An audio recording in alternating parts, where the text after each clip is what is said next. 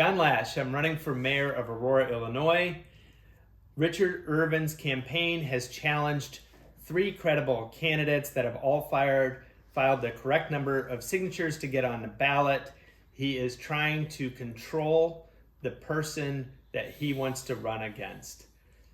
The group that's going to decide the fate of myself, Karina Garcia, and Jasmine Garcia is something called the Aurora Electoral Board. And Ray Hull, you know something about that board. You have some experience. Why don't you share what you know with the audience? John, I do have some experience, but before we go there, we're going to talk about the previous review board, which was ran by the Kane County Clerk's Office. In 2018, that board was disbanded by referendum. The voters of Aurora voted to do away with them, and subsequent to the Kane County Review Board being done away with, a new board was formed. That panel now consists of the mayor, the Aurora City Clerk, and the senior alderman of the Aurora City Council. In this case is Alderman Mike Seville. In 2021, I was a candidate for Alderman-at-Large in the city of Aurora. Alderman Ron Woerman, who is the current Alderman-at-Large, along with yourself, was my opponent.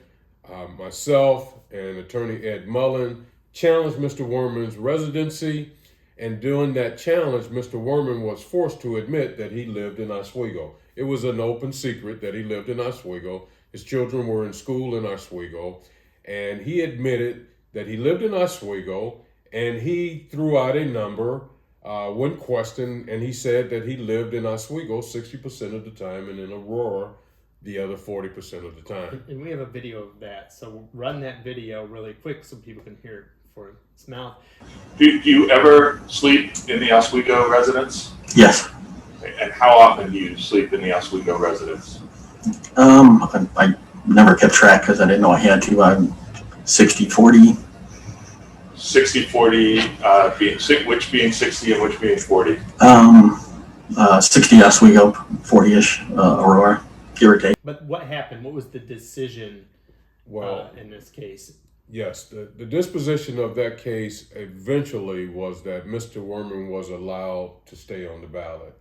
Also during that process, Mayor Irvin was asked if he would recuse himself from that process simply because he and Mr. Woerman had a professional and a personal relationship. Mr. Woerman was part of the Fox Valley Developers, which is the group that redeveloped the Copley Hospital. He was a donor. The mayor actually had a fundraiser for Mr. Woerman at one time. A political relationship. The mayor's raising money for him.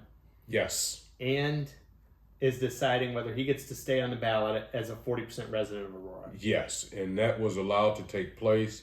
And it was, some would say that it's more of a kangaroo court than a legitimate court. I wouldn't necessarily call it that, but I'll let people decide what they want to do. Okay, so this is the electoral board that's going to decide my fate. Yes. The fate of Jasmine Garcia and Karina Garcia. Yes, but John, if I could add one more thing. Clerk Stallings is an at-will appointed employee of the mayor. And the chances of her actually opposing his point of view are slim to none. She could literally lose her job. So in this case, the race for mayor, the mayor has recused himself, leaving Alderman Seville and Alderman Wani Garza, and you came to the city council and said that our fate actually could rest in their hands. Yes. So this court is going to be the first level. If the decisions by this court don't meet the expectations of either the objector or the candidate, it can move to the next level. And just so everybody's clear, my petitions have only been challenged on a made-up idea that I belong to some sort of de facto political party. It's a made-up term. It's a made-up thing. It's classic Richard Irvin just making up the rules. And there's nothing in Illinois election code that prevents me from helping other candidates get on the ballot. It happens every election cycle. There's lots of case law behind it. We will be arguing this Monday at 8 a.m. But let's also talk about just how frivolous all of the other allegations against Karina Garcia, for example. She filed enough signatures to get on the ballot. She made a small clerical error on her statement of economic interest. Other candidates and elected officials have done the same thing. Most recently, Andre Smith in Chicago, instead of putting down what position he was running for, he put DNA does not apply. Another case involving a statement of economic interest, Rakina versus Cook County Officers Electoral Review Board. The court held that removal from the ballot was not appropriate sanction for failure to accurately identify the office that the candidate's running for. So there's numerous examples. Karina Garcia, if this Electoral Review Board throws her off the ballot, will also probably easily be able to recover at the circuit court level. Now let's talk about Jasmine Garcia. Also filed the legal number of signatures. She filed 612 signatures. The minimum for all of us is 540 signatures. So what they did to Jasmine is they went through her petition pack and they challenged 159 signatures saying that voters weren't registered to vote, saying that the signatures didn't match their voter registration card. This was completely arbitrary. Irvin's campaign never went to the clerk's offices to verify these things. And they even challenged Jasmine's mother, Jasmine's father, Jasmine's best friend. When this was reviewed in a document exam, most of these objections were thrown out.